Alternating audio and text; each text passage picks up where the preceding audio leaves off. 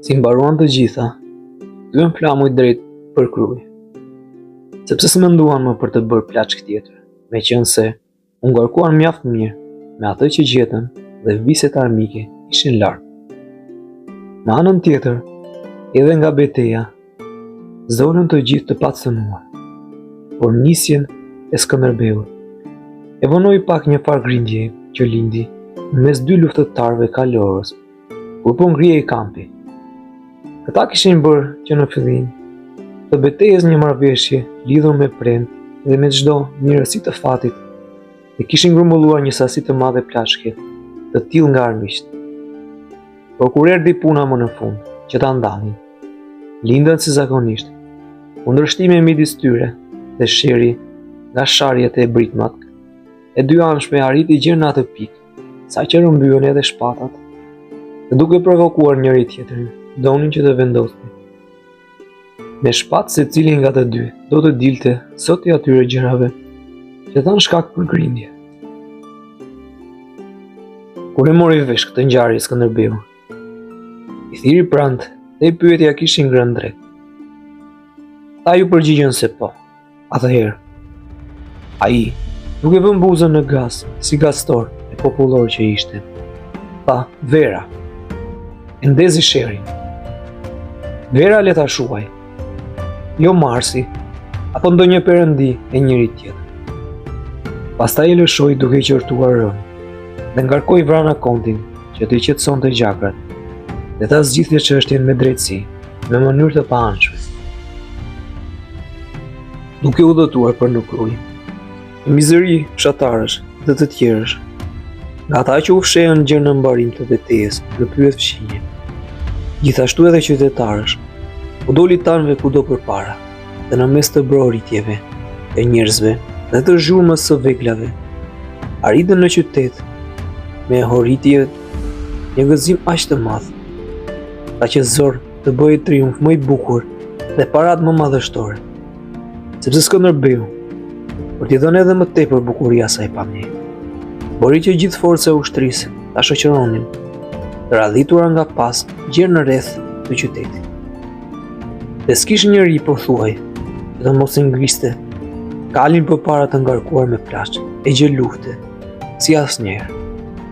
Gjithashtu, vargu i gjatë i robërve që ecën para Skënderbeut, me duar lidhur pas shpine, e bënte edhe më madhështore pamjen, sidomos sepse flamurët e zënë u ishin dhënë disave prej tyre për t'i mbajtur, për ta pohuar si asnjëherë fiton. Pëlhura e çadrës së pashkët, që vetë ngjyra e kuqe zbukuronte me një mënyrë të habitshme, ishte hapur në ergut nga disa prej tanëve dhe mbahej të thuash përtej, duke u ashtuar fort edhe gjërave të tjera bukuri. Hamza, i cili ishte lutur me ngunë të ungjit, që të mos e shpinte në kruj si rob, me një mënyrë aq të ulët e të mjeruar, po i vinte nga pas bashkë me atë sanxhakun e zonarov. I zgjidhur dhe me një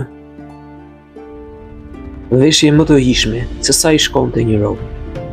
Dhe kur arritën mu para portave të krujës, radhët u shpërndan dhe ushtarët u lëshuan për në shtëpi fort të gëzuar. Përveç plaçkës, huajve dhe sëndeve të tjera të çdo lloji, u ndan ndërmjet ushtarëve veçmas, siç patën kërkuar edhe shumë robë. Flamujt ushtarak dhe gjërat e tjera të bukura që ishin kaluar Skënderbeu, sollën brenda mureve me britma të bukura nga mazëria e popullit që u derdha atje.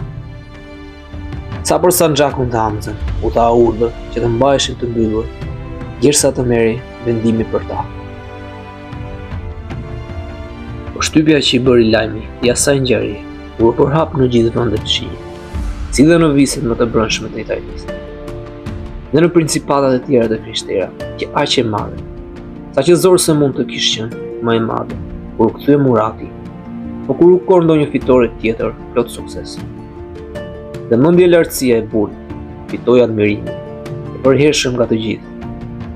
Atë e vërteton në mënyrë të patundë edhe puna që ndërmjet trimave të tjerë të mbritur, të vjetërve dhe lëvdatave të parë, të cilat këndohen zakonisht nga tana, për gostira si pas në zakonit të mbashtë.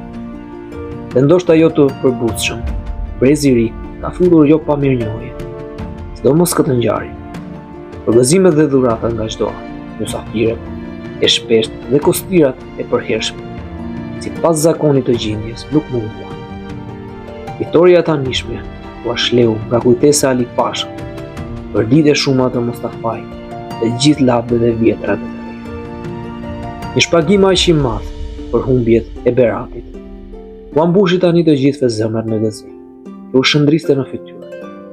U hoqi tërë vrerin e atij pikëllimi dhe rrobat e zisë. Dhe si atyre që i dilnin, si atyre që se dinin. U kishte ënda tani, u binin kudo fushave fitimtare, dhe të shikonin tokën që shkumbronte ende gjatë. U kishte ënda të shikonin dhe t'i mësonin të gjithë merak, se kuq e fshehur secili dhe nga çan e kishte muar